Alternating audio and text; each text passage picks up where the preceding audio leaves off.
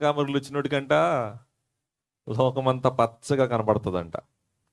అలాగున వీళ్ళింట్లో కిటికీకి దుమ్ము పెట్టుకుని ఏమంటుంది చెప్పండి, పక్కింట్లో వాళ్ళు స్నానం చేయట్లేదు, బట్టలు తుక్కోట్లేదు అంటుందంట వీళ్ళరా. కానీ ఎప్పుడైతే ఆ మసి తొడవబడిందో, ఆ దుమ్ము తొడవబడిందో, ఇప్పుడు ఈమెకు వాళ్ళు ఎలా కనబడుతున్నారు? శుభ్రంగా కనబడుతున్నారు. ఈరోజు మనలో చెడుగు అనే పొర మన కళ్ళకుంటే, చెడుగు అనేటువంటి పొర మన మనసుకుంటే, మనం చూసిన వారందరూ కూడా ఎలా ఉంటారంటే, ఈడు చెడ్డవాడు, ఈడు దుర్మార్గుడు, ఈడు దుష్టుడు, ఈడు మంచోడు కాదు. ఎప్పుడైతే ఆ చెడుతనాన్ని ముందు మనలోని మనం తీసుకుంటామో, అప్పుడు అందరూ మనకు ఎలా కనబడతారో చెప్పండి?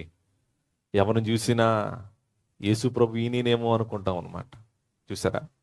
దేవుని పిల్లలుగా వీళ్ళ చెడుగును ఆప్తి చేసే వారంగా, చెడుగును పెంచే వారంగా మనం ఉండకూడదు, కానీ మంచిని పెంచే వారంగా మనం ఉండగలిగితే